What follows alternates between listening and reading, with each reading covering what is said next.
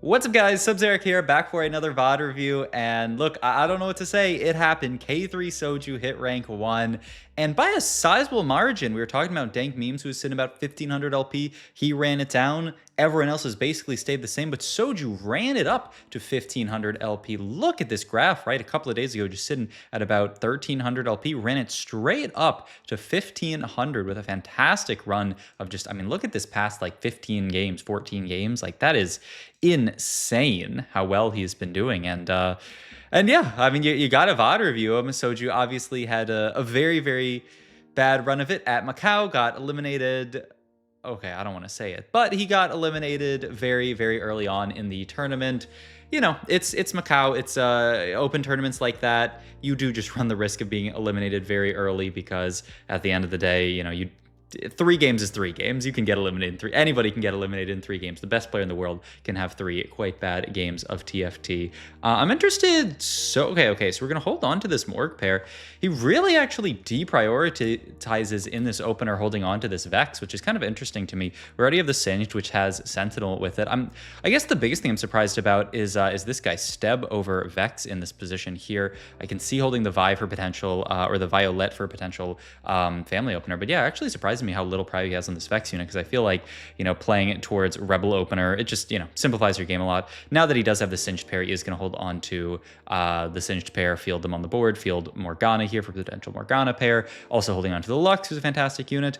I would be looking at selling this this Steb here for potential Zyra, but we'll see. Okay, he opts to sell off the it's an interesting sell-off here. He opts to just sell the Vander here and say, with these items, there's no way I'm playing family, which I think that's pretty reasonable. Rod, a very tough item to kill in family. He didn't see the cloak yet, but hard to say, and so now we can just hold on to these Sorks with this opener. All right, first augment here, and the other reason why I wanted to VOD review this game is it's an interesting first augment pick and plays into a line that I think a lot of people aren't that I don't know, comfortable with. A lot of people aren't playing into. He checks his Academy items. They are quite important to do if you're thinking about Academy +1. It's Steadfast Heart, i.e. Death Cap. Not even really fantastic Academy items, honestly. When you look at them, you're really looking for, hopefully not that IE being in there, because, I mean, you can throw it onto Ezreal, it's okay, but you would much rather have that be, you know, a blue buff. I doubt that's an option, because that would be completely broken, but you know what I'm saying. But yeah, Soju sees his Academy crest, and he just decides to rip it straight up. He says, you know what, I have decent AP items, I have the Lux already, which is going to allow me to play for 3 Academy immediately. I can make Steadfast here, throw that there, and then look at making Ionic Spark as well, which would be just like a solid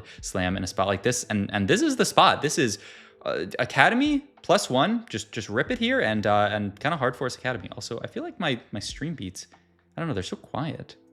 Oh, maybe it's just that my volume on my PC. Oh yeah, I could turn that up a bit. Maybe that'll make me feel like I'm pretty sure changed the sound for you literally 0%, but I can hear the music a little bit better, so it makes me feel a little bit better. But okay, so Soju has this like kind of okay Academy opener. Definitely not like a win streak opener by any means. We're stuck on Singed 1, where our backline carry is this Lux. He's holding onto this glove here. Also, I don't know what the deal with the thing in Soju's nose is. I guess I have to imagine that he got like a nosebleed or something right before he hopped on stream. But yeah, I mean, that's going to be there the entire video. So, you know, do what you will with that information, I guess. But yeah, I mean, we're just going to continue chill on this board. And I guess the question is, okay, so we've taken Academy +1. What line do we want to play towards? You have to play towards some kind of a Heimerdinger line at some point. And the other kind of interesting thing about the setup to me is it doesn't really, like, Spark, obviously, great to play into Heimerdinger.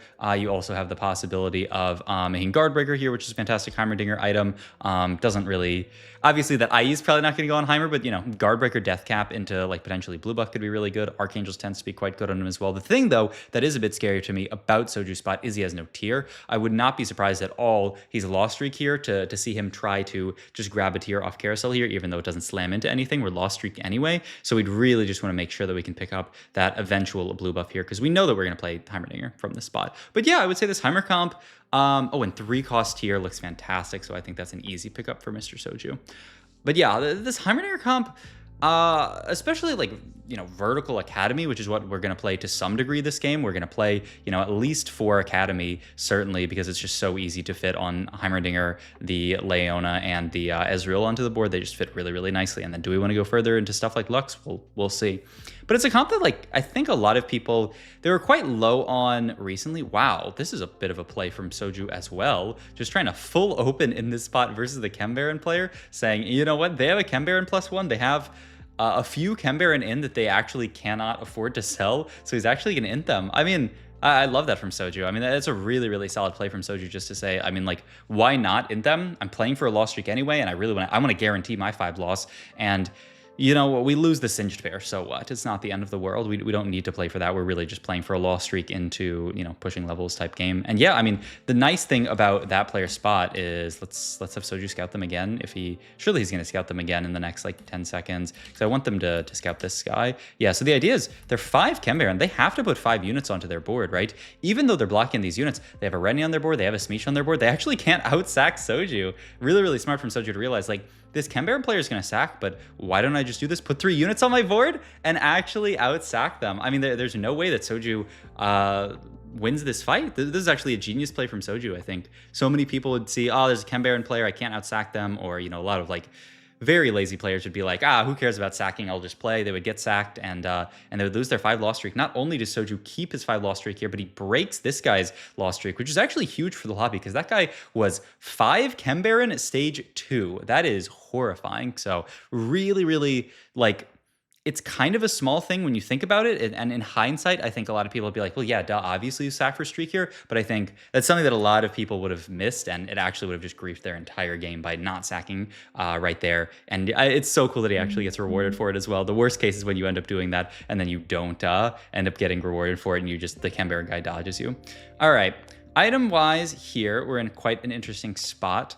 We do get, you know, our tier. The problem is the rest of our items look quite awkward here. You know, this bow, in fact, is really, really awkward. I mean, there's not a single item slam that you would be happy with from this bow. I was thinking maybe about a JG, the idea being, you know, you have the guard breaker coming down later, but the problem with making JG is then you're still stuck on like nothing slammable, essentially. TG seems quite reasonable. You go for like a TG slam, but then still like this rod is left open. These items are actually quite gross in this spot here. I'm really curious to see how Soju bails himself out of these items because the bow has no, I mean, you're never making LW or Renans, obviously. You can't make Shiv because you have Spark made, and then Guinsoo, just it gets rid of your rod, which is a high priority item. Maybe it is JG, and then you just figure out the rest of it. You can make double Steadfast Heart down the road for a little bit of a Academy bonus. The bow, I have no clue what it's going to be eventually, because, I mean, with Spark made, Shiv is just not very good here. He's going to, look at that, an LW JG slam, with the idea being, look, we're going to duo carry Ezreal down the line. I mean, that gets rid of a lot of these components very well. And even an adaptive slam, wow, that is actually a crazy slam from Soju, adaptive in this spot. Because, I mean, blue buff, I mean, let's stats check it. Why not? Why shouldn't we stats check it? I mean, if you look at Heimerdinger, and let's just do 4 Academy plus, tier 2 plus. I mean, we can also put like Academy emblem in here, just to get a sense for, you know, just to filter stuff a little bit more and go to items here. I mean, if you just look at something like Adaptive Helm, minus 0.07, not bad compared to blue buff. I mean, they're actually very similar in the data. I mean, that actually seems really solid. Shojin, I mean, when you're looking at these stats, like you see that, you know, if you were to just look at blue buff, Shojin, adaptive, there's actually not a huge tiff in any of these. Even drop these 2 filters, does this change things? I mean, a bit, but still, adaptive looks way preferable to Shojin. I didn't know that adaptive was so solid on Heimerdinger. I mean, I know early on, a lot of people were kind of theorizing that, like, because Heimerdinger is a visionary, like blue buff versus Shojin, like Shojin's still quite good and stuff like that gives him mana because it's getting more mana from visionary, though usually most people are just not playing for huge amounts of visionary. They're usually playing like 2. Prismatic augment here, bulky buddies calculated enhancement, prismatic pipeline here. I don't know, I'm looking at bulky buddies in this spot just because we're going to play towards some amount of sentinels eventually. HP and shielding is good on 2 sentinels, like probably 4 sentinels minimum, maybe a full 6 if we can get there. Prismatic pipeline has been pretty significantly nerfed, but I mean, it's still a prismatic orb, which is nothing to sneeze at. And yeah, it looks like he is still just going to yoink the prismatic pipeline.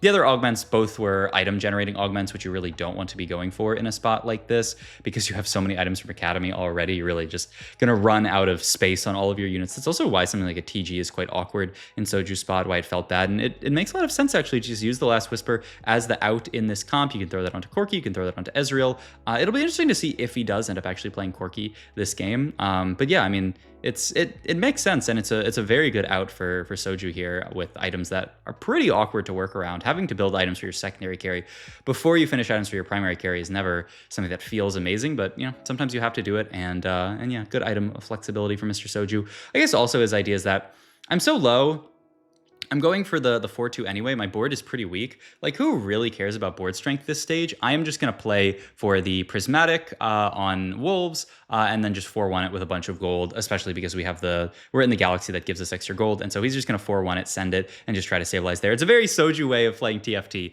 Just chill and 4-1 it, which, I mean, yeah, it makes a lot of sense just when you think about how Soju likes to play TFT.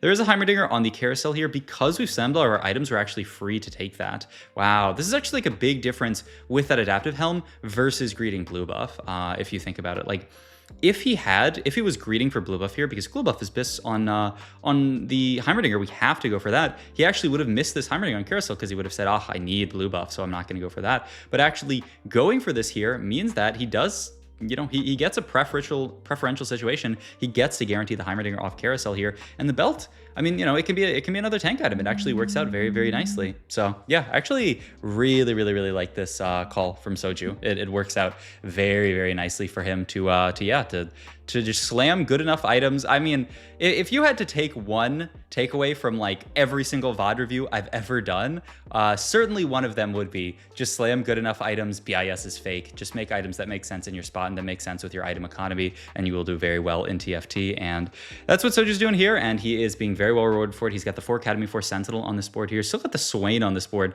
as kind of an interesting random +1, but obviously Ezreal fits nicely onto this board. And then, I mean, I guess you could throw in a Jace if you hit it and then just be 6-4.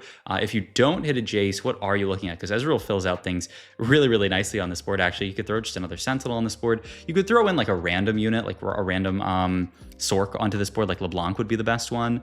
We'll see. We'll see what Mr. Soju wants to go for board-wise. And then eventually on 9, you could theoretically fit 6 and 6. The problem is, at that point, you'd probably just cut a couple of those Sentinels and play just better units, right? You'd rather just play stuff that's good. Also, what was that little thing on the bench? That was weird. The item, the Academy item flying around, I guess. But all right, Soju fully readying himself up for this essential full pivot here. He needs to have as much time as possible here. Picks up Malsavica. I mean, Mal's you could certainly fit as like a +1 onto this board. Also, it's Garen. A pretty flex roll down, actually. We're holding the Garens. Picks up Mal's pair, but not quite Mal's 2, holding onto the Corkis as well, Mundos as well, just really digging for some kind of 2-star. That's Ez2 at least. Gonna take Locket because he really wants just to get some extra frontline. He also, there's a lot of stuff going on here. He got a Pan as well from the drop. Gonna make Sunfire here to guarantee some amount of heal cut. Gonna make the Shojin here onto Ezreal, just really for another Ezreal item, and going to hold on to the Pan for now. All right. So, I mean, as far as what you would be like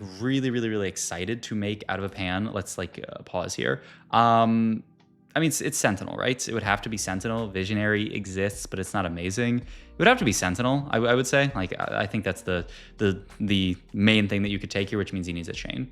All right. Augment-wise here, Salvage Spin, Malicious Monetization, Overheal. I don't really think you can take this with a non-combat second augment because you're just not going to do enough damage. If he does take it and, you know, beasts off, then, you know, he's a beast. Inspiring Epitaph seems good enough here. I would potentially look at that. Yeah, I mean, good enough. Yeah, certainly. All right, Soju still in this spot, though, where he's not quite comfy. There is the LeBlanc if he wants to play it like we were talking about as a potential +1 on this board. Probably the single best +1, and he does hit Heimer too, just barely. Holding on to the Corki as well in case he finds something like a Corki too, but the LeBlanc, I think, like I said, makes perfect sense as the +1. So this is exactly the board that we were talking about.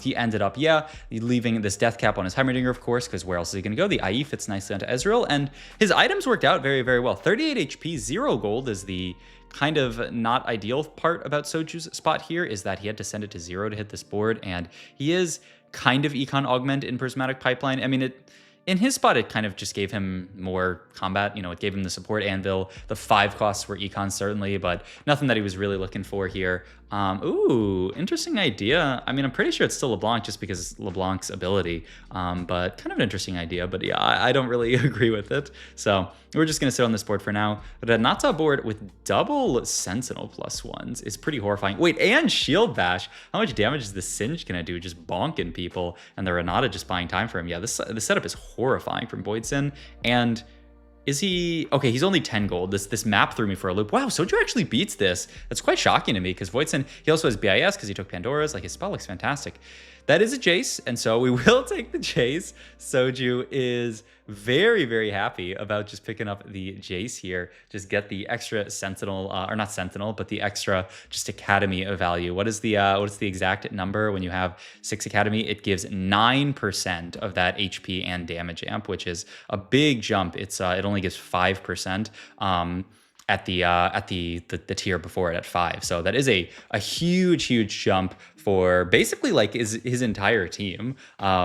It's, I mean, how many, he's got 4 items, right? At this point. So yeah, it's a lot, or just 3 items. I'm crazy. Why am I saying 4 items? But yeah, I mean, still a really fantastic spot to be in here. The only downside is of course the HP. All right, Anomaly here. I mean, comeback story, good enough on Heimer. Yeah, I think this is a perfect pickup. He's 38 HP, so he's getting pretty good value out of it. He has no damage amp on the Heimer. This is something that you really need to consider. Comeback story, not great on units that already have built-in damage amp. The main example is snipers. Snipers have the built-in damage amp, so you don't really want comeback story on them. Heimerdinger, no built-in damage amp. He's got crit, he's got AP, and what scales with that? Damage amp. So actually beautiful pickup from Mr. Soju here. Outside of that, you can take stuff like the ones that give him mana, just because a bunch of Heimerdinger cast means a bunch of damage, but you know, either way, very good. Also, we're gonna note that he is backlining this Jace Hexgate here. I've seen most people, I think, backline it the more I think about it. Actually, I feel like most of the cases I see it taken are backline. There are certainly spots where you can frontline it. I've even seen people backline Jace and then frontline the Hexgate in to sort of like block melee carries, but not what Soju's going to go for here. Just going to sit on this for now. And yeah, I mean, this is his spot. He's really hoping to get a Chain Vest so that he can complete this Sentinel +1, because if he cannot get that, I don't know what he's going to take here.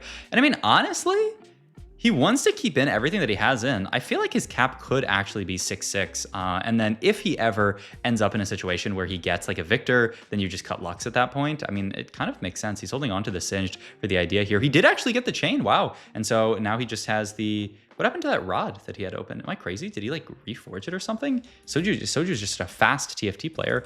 What happened to that rod that we had? That we took that off Carousel. Did he make something out of that? And, oh, he made Death Cap from that, right? Am I losing it? No, Death Cap is the Academy item. What happened to the, oh, he did reforge like 10 years ago, actually. My bad. I was yapping about this pivot. Oh, I was looking at, actually, I don't know what I was, oh, I was looking at what the exact number for Academy +1 is. My bad. Okay, so I missed the reforge into, I think that allowed him to make Stair Axe, which puts him in kind of a weird spot here where, yeah, he's really hoping that he gets that Chain Vest drop, but he actually just gets the full chain drop here. Never let anybody tell you that Soju's not a high roller. He just gets the full Chain Vest here, which allows him to guarantee the Sentinel +1. He's even considering moving this Ezreal up a little bit just to make sure that he's taking aggro before other stuff. And then he's holding on to last component here for fun. He can throw a tier down to make, I don't know, Singed cast faster, Alawi cast faster. I don't know. I hate putting stuff on units like Alawi, because if I ever get like a Thief's Gloves, that would be my first target for the Thief's Gloves. I kind of am wondering why we have this Steadfast Heart on Rel instead of the Leona, just because we're missing out on the like bonus for an Academy unit having an Academy item. I would have thought you would put like Steadfast onto Leona and then just throw like the Stair Axe or something else onto the Rel, but not. Oh, she is Academy. She has Academy emblem. All right, Soju, you're answering every question I have. Holy, okay, all right. In any case, we are going into a battle against this guy who has 7 Rebel on the board, Zoe to a Jace with 3 triple item. Jace is kind of hilarious on this board, actually. A pretty tanky Alawi there. They have their Zoe Anomaly, so that's probably something like a the one where when your units die, she gets the mana. That very popular one onto the Zoe, so maybe it's something like that, or Nothing Wasted, I think is what it's called. Bruce Lull here, 6 scrap board. We were talking the other VOD about the resurgence of scrap, how many people are playing around scrap now, and like it being a potential line that you can play. The 4 scrap game from Setsuko I thought was so cool. We are once again fighting this Visionary guy. Now, we did beat them last time, and I would say we're significantly stronger here. Have they gotten a lot stronger in this spot? This fight is certainly looking close, and the scary thing about our board is we really don't have that much frontline. Yeah, I think they've gotten to more items. They had triple item Renata before. I don't know if they had triple item on some of these other units. Oof, still a win. 13k damage from the Heimerdinger, actually. That's so good for us, because I would say Voitzen has got to be one of the strongest people in this lobby. Item-wise here, Who do we even have open in this spot? We have almost nobody. It looks like he's gearing up to grab an IE here just because it is an Academy item. You can throw that onto Ezreal, get that huge Academy bonus onto him. He's going to put double... Whoa! Oh, I thought for sure it was going to be Academy item onto Ezreal so that he gets the Academy bonus because LW is not Academy item. But I guess he would rather just have maximum damage onto Jace here. And I mean, Ezreal spreads Last Whisper pretty well. It's an interesting call. I don't know. I mean, Oh, I guess we can look at how much damage Ezreal's actually doing in these fights and see, but like, I don't believe that there's no like double Academy bonus, right? The Academy units get the 5% from gaining, from just like having an Academy item on them. I guess he's getting even more. Yeah, I guess the idea is you're getting even more of that by putting double IE onto the Jace. So yeah, like you lose a little bit onto the Ezreal, but remember it's 9% and Academy units are getting double that. Yeah, I mean, so 18% damage amp per IE. Okay, all right, you're right, Soju. You're right, Soju. I mean, you know, I think this has been a good game for me to learn how to play this Academy line because my God, like, I feel like it is one of the less popular lines, like a lot of people playing this Sentinel Heimer setup, but Soju done a great job of playing around the Academy items this entire game. We are looking like we're going to lose this fight against this Rebel guy here. This is just the Rebel +1 guy that we fought at the start of the stage, I think, but we're down at 12 HP actually. Soju looking at the level 10 here, praying to Mr. Mortdog for a Victor here, but he also has the LeBlanc that he can throw in. Remember, that being one of our best just random ins that we can play on this board. So definitely something to consider. Also holding on to, I'm not really sure. I mean, I guess, do you actually play Swain here over LeBlanc? He is going to make the call to play it. He's a triple trait. Now, I would say Conqueror is pretty much nothing on this board, so the triple trait there I don't think makes the most sense, but Form Swapper onto Jace is not insignificant. It also ends up being a 2-star. So yeah, I guess the question is, do you prefer Form Swapper? Conqueror, like I'm going to say, I don't think Conqueror is like, it's barely a trait on this board, but is Form Swapper better than the LeBlanc ability? And Soju makes the call that, yeah, I mean, we've invested a lot into this Jace. It's kind of interesting because, like, I mean, how much do you actually get out of Form Swapper? You just get, wow, it's 20%. Okay. 20% damage amp. We already have, once again, talking about like stacking up damage amp, we already have 20% damage amp or a lot percent damage amp onto this Jace from the Academy bonus. But I mean, still damage amp is damage amp. There's no like, you're never like, oh, I have too much damage amp, I'm doing too much damage. So it makes sense. And also the fact that it ends up being a Swain 2, I feel like even makes the decision easier because you're like, okay, well, Swain 2 is a Swain 2. All right, we're down at 12 HP though. A bad loss here, and we could actually bot 4, which is crazy from Soju's spot. He was flying high, but just fighting a lot of these strong boards, fighting MZ Shady here, who has a 5 experiment Twitch board, really just tempo Twitch there. Finally gonna take a loss, win streaking. But once again, wait, nobody is dead still in this lobby. This is crazy. Not sure why we're rolling to 0 because now we end up in this spot where, ooh, what the fuck? He sold the Swain, right? And he's gonna get the GP back in. You still get Form Swapper. You also get Scrap in. Oh, he's kind of cooking. You're obviously losing out on Sork, but Sork really not important on this board. And it allows you to make the 2-star. Wow, that was actually really, really nice from Soju to see the GP that you can fit onto this board for Form Swapper as well. This is a really close fight. You could maybe make the call that this is a Rumble 2 diff. Wow, beautiful stuff from Soju. 12 HP. Looking for something good. There's another Sentinel +1, though. I mean, at this point, he wants to play a lot of these Sentinels, so I mean, you could just take it for stats. But like, I don't know, who are you even putting this on? Like, you cut out Rel, the idea would be, but you just don't really have the gold to cut other stuff at this point, and then you're losing Visionary. So yeah, just Sentinel the Ezreal, chill on this, hold on to the Jace. But yeah, it's actually crazy that 12 HP, this lobby's so close. A win here, Soju could win the game. A loss here, he could go third. So let's see, we're fighting Voidson again. This is the board that we've beat every time so far, but there's a big difference now. Voidson has Malice 2 on his board. That's actually a huge hit for him. So is the Malice 2 damage enough? The fight's looking pretty good. Rumble up in the backline, kind of misses the cast on the backline. A lot of damage here. The Cinch still alive, the Heimer alive, but he dies to the Malice dot. Oh my God. I mean, a photo finish end to this game, actually. That was so close. Like, yeah, so true. He's got the best reactions in the whole game. They're a really, really fun game, though. I think we covered a lot of really good stuff about how to play around these Academy setups, the units obviously that, you know, fit onto the board, itemization. I feel like I learned a ton from this VOD, which is always, look, the reason I do these VODs is not because I think I'm the perfect TFT player and I know every single thing about TFT. It's because I want to learn more about TFT and I want to share that learning with you guys. So that's why when what is the thing I goofed on earlier in the VOD? I forget about it. It's already out of sight, out of mound. I'm going to end the video now. Goodbye. Thanks everyone for watching as always. Goodbye.